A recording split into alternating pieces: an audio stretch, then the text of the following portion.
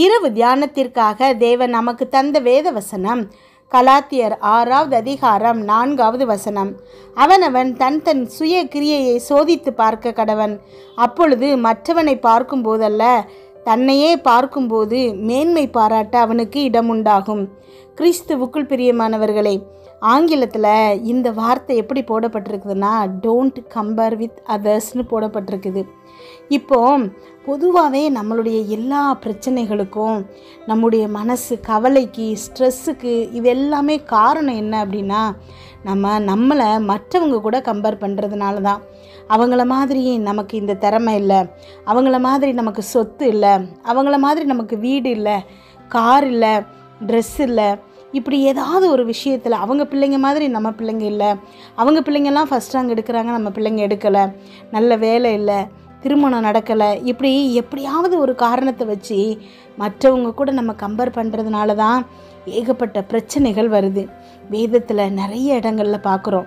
இப்போ காயின் ஆபேல் எடுத்துக்கிட்டிங்கன்னா, ஆபேலுடைய காணிக்கையை மட்டும் தேவன் ஒத்துக்கிறாரு, ஏற்றுக்கிறாரு, நம்மளோடதை அவர் அக்செப்ட் பண்ண மாட்டேங்கிறாருன்னு கம்பேர் பண்ணதுனால தான் முதல் கொலை அங்கே நடக்குது. யோசேப்புடைய சகோதரர்கள் எல்லாரும் யோசேப்போடு அவர்களை கம்பேர் பண்ணுறாங்க.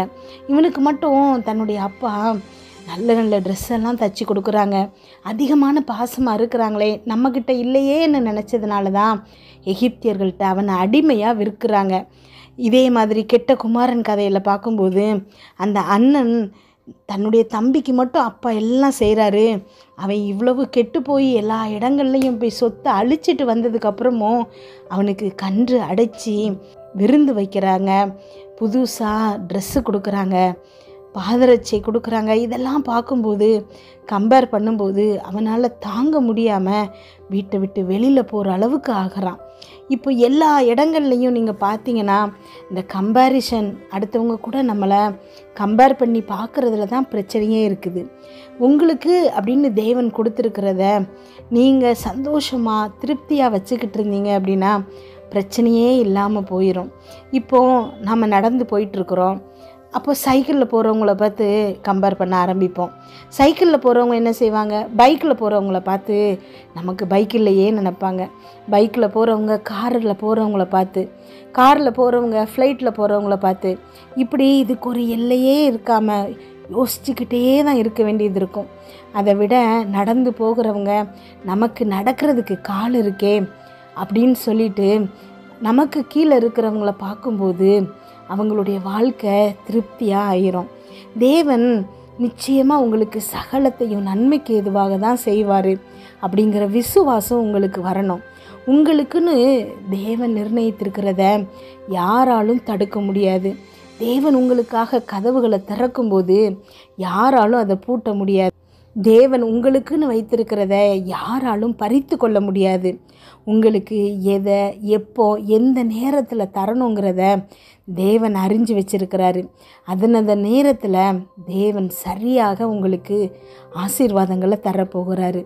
அதனால் நீங்கள் எதை குறித்தும் கவலைப்படாமல் தேவன் உங்களுக்கு கொடுத்துருக்கிறதுக்கு தேவனுக்கு நன்றி சொல்லி உங்கள் வாழ்க்கையை திருப்தியாய் வாழ பழகுங்க. ஜெபிப்போமா. எங்கள் அன்பின் பரலோக தகப்பனே, இன்று முழுவதும் என்னையும் என் குடும்பத்தில் இருக்கிற ஒவ்வொருவரையும் பாதுகாத்தீங்கப்பா. உண்மை நன்றியோடு துதிக்கிறோம், ஸ்தோத்தரிக்கிறோம். இந்த இரவு வேளையில் எங்களுக்காக நீங்கள் தந்த வசனத்திற்கு நன்றியப்பா. எங்களோடு பேசியிருக்கீங்கப்பா, ஒவ்வொரு வார்த்தைக்காகவும் நன்றிப்பா. ஆமென். ஸ்தோத்திர ஏசப்பா, நன்றி ஆண்டவரே. அப்பா, நீங்கள் தெரிந்தெடுத்து அப்பா அந்த பிள்ளைகளுக்காக கொடுத்த வார்த்தைகளுக்காக நன்றியப்பா. யாரோ ஒருவர் அப்பா இந்த கம்பேரிசனால் ரொம்ப மனசு வேதனையோடு இருக்கிறாங்க. தேவன் அந்த பிள்ளைகளுக்கு ஆறுதலாக அனுப்பிய வார்த்தைகளுக்கு நன்றி ஏசப்பா. அப்பா, என்னோடு ஜெபித்து கொண்டிருக்கும் ஒவ்வொரு பிள்ளைகளையும் உங்கள் கரத்தில் கொடுக்கிறேன். அவங்க எல்லார்த்தையும் பேர் பேராய் ஆசீர்வதிங்கப்பா. அப்பா, ஸ்தோத்திரமப்பா, நன்றி ஆண்டவரே. அப்பா, அந்த பிள்ளைகளுடைய இருதயத்தில் என்னென்ன வாஞ்சிகள் இருக்கோ அது எல்லாத்தையும் நிறைவேற்றுங்கப்பா. அப்பா, கமெண்டில் ஜெபிக்க சொல்லியிருக்கிற ஒவ்வொருத்தருக்காக இப்பொழுது ஜெபிக்கிறோம்ப்பா. எல்லா ரிக்வெஸ்ட் மெசேஜும் நன்றி சொல்லுகிற மெசேஜாக நீங்கள் மாற்றுகிறமைக்காய் நன்றியப்பா. ஆமென். என்னோடு ஜெபித்து கொண்டிருக்கும் நீங்கள் ஒவ்வொருத்தரும் ஏதோ ஒரு சூழ்நிலையை கடந்து போயிட்டுருக்கலாம். அதில் ரொம்ப கடினமான ஒரு சூழ்நிலையாக இருக்கலாம். ஆமென். என்னால் இதிலிருந்து தப்பிக்கவே முடியலையே, யோசித்து பார்த்தா என்னுடைய எதிர்காலம் எப்படி இருக்கும்னு எனக்கு ஒரு பயமாக இருக்கே அப்படின்னு சொல்லிகிட்ருக்கிற பிள்ளைகளுக்கு தேவன் இன்றைக்கு ஆறுதல் செய்கிறாரு. ஆமேன். இருதயத்தில் இருக்கக்கூடிய சஞ்சலமும் தவிப்பையும் நீக்கி போடுறாரு. அவர் உங்களுடைய பயத்தை நீக்குவதற்காக தான் இன்றைக்கு இந்த வார்த்தைகளை பேச வைத்திருக்கிறாரு. எனக்கு ஆவியானவர் வெளிப்படுத்துகிறாரு. நிறைய பிள்ளைங்க இருதயத்தில் ஒரு பயத்தோடு இருக்கிறீங்க. நாளைக்கு என்ன ஆகுமோ, எனக்கு வேலைக்கு ஏதாவது ஆபத்து வந்துடுமோ, என்னுடைய உடலுக்கு ஏதாவது நோய் வந்துடுமோ, எனக்கு யாருமே இல்லையே உதவுவதற்கு, நான் என்ன ஆவேனோ அப்படின்னு நினச்சி ஏதோ ஒரு கலக்கத்தோடு பயத்தோடு இன்றைக்கு நீங்கள் ஜெபிச்சிட்ருக்கலாம். ஆமேன். இந்த உலகத்தில் இருக்கிற மற்ற பிள்ளைகளுக்கு இந்த மாதிரி கலக்கம் இருந்துச்சுன்னா அது பிரச்சனை இல்லை.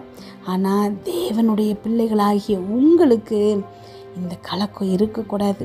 உலக பிரகாரமான தந்தைகள் கூட தாய்கள் கூட உங்களை கைவிடலாம்.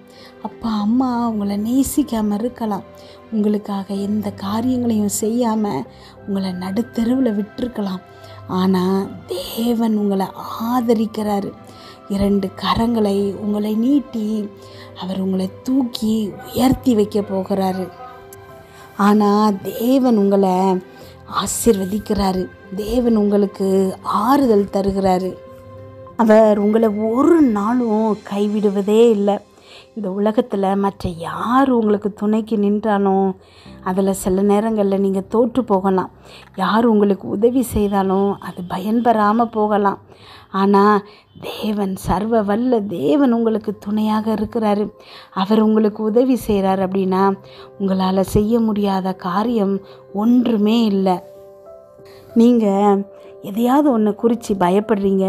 அதுக்காக உங்களுக்கு ஜெபம் பண்ணணும்னு மனசில் ஆசையாக இருக்குது. ஆனால் ஜெபத்தில் உட்கார முடியலை. இப்போ நீங்கள் ஒன்றை புரிஞ்சுக்கணும்.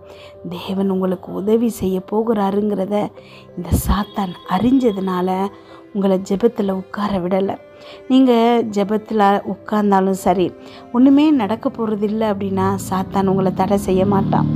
ஆனால் நீங்கள் தேவனுக்குள்ளே வளர்ந்து தேவனோடு பேசி அவரோட சத்தத்தை கேட்க நீங்கள் தயாராகி ஜெபத்தை ஜெபிக்க ஆரம்பிக்கும்போது அவனால் தாங்க முடியாது. எதெல்லாமோ தடைகளை கொண்டு வர முயற்சி பண்ணுவான். ஆனால் நீங்கள் தேவன் கூட இருக்கிறதுனால நீங்கள் தான் வெற்றி பெறுவீங்க. உங்களால் ஜெபிக்க முடியலை அப்படின்னா நீங்கள் சந்தோஷப்படுங்க. தேவன் உங்கள் கூட இருக்கிறாரு. உங்கள் ஜெபத்தை அவர் கேட்குறாருங்கிறதுனால தான் இந்த பிரச்சனைகள் வருது. நீங்கள் இன்னும் அவரை கிட்டி சேரும்போது எல்லா தடைகளையும் தேவன் உடைச்சி அப்புறப்படுத்துகிறாரு. நீங்கள் நினச்ச நேரமெல்லாம் தேவன்கிட்ட பேசக்கூடிய ஒரு உறவை ஏற்படுத்த போகிறீங்க. ஆமேன். ஸ்தோத்திரம் அப்பா. நன்றி ஆண்டவரே. உங்களுக்கான ஏஞ்சல்ஸை தேவன் அனுப்புகிறாரு. எல்லா சூழ்நிலைகளிலும் அவர்கள் உங்களுக்கு உதவி செய்வாங்க. மற்றவங்களுக்கெல்லாம் கிடைக்காத ஒரு பாக்கியம் தேவன் உங்களுக்கு கொடுத்துருக்கிறாரு. நீங்கள் அவருக்கு காத்துட்டு இருந்ததுனால நீங்கள் பாக்கியவதியாக இருக்கிறீங்க, பாக்கியவானாக இருக்கிறீங்க. தேவன் உங்களை கண்டிப்பாக ஆசீர்வதித்து உயர்த்த போகிறாருங்கிற விசுவாசம் உங்கள் இருதயத்தில் நிலைத்து நிற்கும்போது உங்களுக்குரிய பயம் உங்களை விட்டு நீங்கிரும். உங்கள் சஞ்சலமும் தவிப்பும் நீங்கி போகும். யாருமே உங்களுக்கு இல்லாமல் இருந்தால் கூட, உங்கள் உடல்நல பிரச்சனையாக இருந்தால் கூட கவலை உங்களை மேற்கொள்ளாது. தேவன் இருக்கிறாருங்கிற தைரியம் உங்களுக்கு வரும். நீங்கள் எல்லா காரியங்களையும் வெற்றிகரமாக செய்ய ஆரம்பிப்பீங்க. உங்கள் வாழ்க்கையில் ஒவ்வொரு செகண்டையும் அனுபவித்து வாழ்வீங்க. ஏதோ வாழுறோம், இதுதான் நமக்கு கிடைச்சது அப்படின்னு வாழாமல் தேவன் உங்களுக்கு கொடுத்த வாழ்க்கையை ரசித்து வாழ ஆரம்பிப்பீங்க. ஒவ்வொரு செகண்டையும் சந்தோஷமாக அனுபவித்து நீங்கள் வாழ ஆரம்பிப்பீங்க. ஏன்னா தேவன் அதைத்தான் விரும்புகிறாரு.